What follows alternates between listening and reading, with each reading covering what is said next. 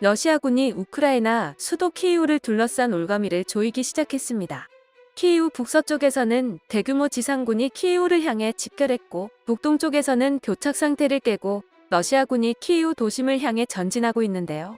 러시아군이 이제 곧 우크라이나 수도를 포위해 임박했다는 분석이 나오고 있는 만큼 경계태세를 높여야 할 것입니다.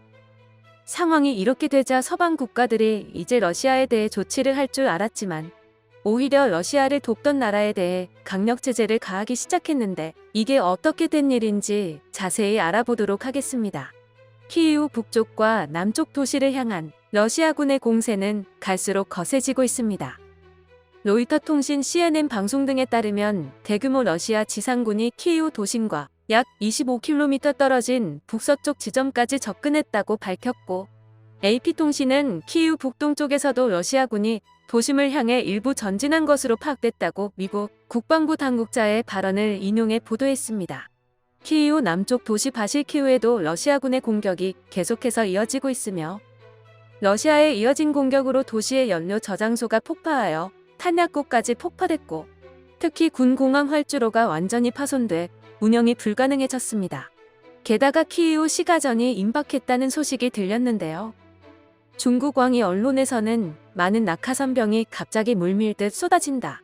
우크라이나 피 비린내 나는 시가전 본격화라는 주제의 기사를 썼습니다. 아시다시피 지금 세계 각국은 100년 만에 큰 변화에 처해 있어 어떤 나라도 독자 노선을 타기에는 매우 어렵습니다. 더구나 미국은 세계 대국으로서 모범을 보이지 않고 끊임없이 지휘봉을 남발하며 세계를 좌지우지하고 있습니다.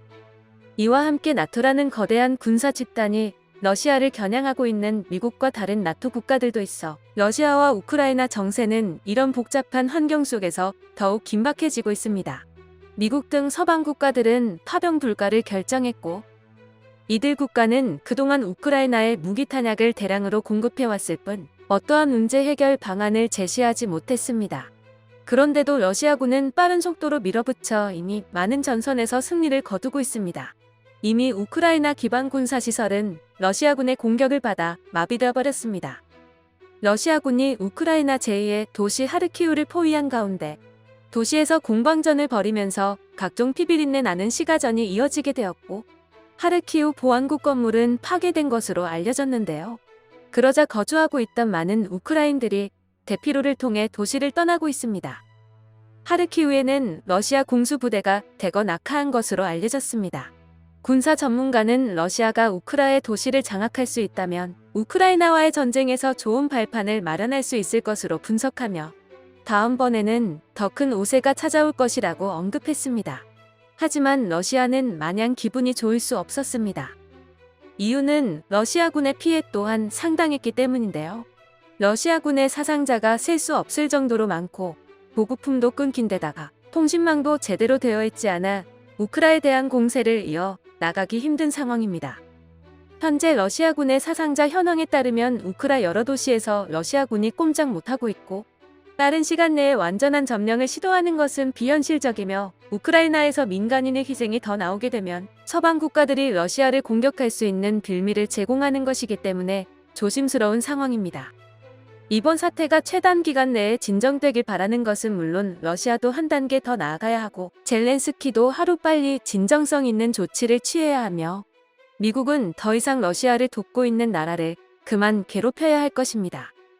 실제로 우크라이나 상황이 긴박해지자 미국의 강력한 제재는 러시아가 아닌 러시아를 돕고 있는 나라를 향했습니다. 이스라엘 언론에 따르면 미국 고위 관계자 이스라엘의 경고라는 주제의 기사를 썼습니다. 미국 워싱턴 국무부에서 빅토리아 누랜드 공보차관이 브리핑에서 연설하는 도중 이스라엘의 러시아로부터 더러운 돈을 가져오지 말라고 경고하고, 예루살렘이 우크라이나를 침공한 크렘린궁을 처벌하기 위해 서방의 제재에 동참할 것을 촉구하며 강력한 경고 메시지를 남겼습니다. 이스라엘은 러시아와 좋은 관계 형성과 균형을 유지하기 위해 서방 국가가 러시아와 블라디미르 푸틴 대통령에 대해 제재를 하면 거센 비판을 하며 러시아를 옹호해왔습니다. 서방 국가와 기업은 침공이 시작된 이후 러시아 경제, 과도 정치인, 푸틴을 비롯한 일부 관리에 대해 심각한 제재를 가했는데요. 그러나 이스라엘은 영국과 캐나다의 제재를 받은 러시아계 이스라엘 억만장자 로만 아브라모비치에 대한 조치를 취하지 않는 등 서방 국가들과는 다른 행보를 보이고 있습니다. 러시아를 돕는 나라는 반드시 강력한 제재가 있을 것임을 기억해야 할 것입니다. 실제로 러시아를 돕고 있던 벨라루스에 제재를 가하며 그들을 옥죄이고 있었습니다. 유럽연합이 우크라이나를 침공한 러시아의 기업인 등을 무더기로 제재 대상에 추가하고 협력국인 벨라루스에 대한 추가 금융 제재를 단행했습니다. 그러자 세계은행에서 발표하길 벨라루스가 경제 제재로 디폴트 사태를 맞을 위험이 크다고 경고했습니다. 이렇게 EU에서 벨라루스 제재를 도입하자 미국도 이에 호응해 추가 제재에 나섰습니다. 백악관은 러시아군 지원의 핵심 수입원인 벨라루스를 대상으로 원유 및 가스 수출 장비에 대해 수출 통제를 한다고 발표했습니다. 이어 벨라루스의 22개 국방 관련 기관을 제재 대상으로 지정해 러시아를 도울 수 없게 만들었으며 벨라루스의 전면적인 수출 통제를 시행하겠다고 밝혔습니다.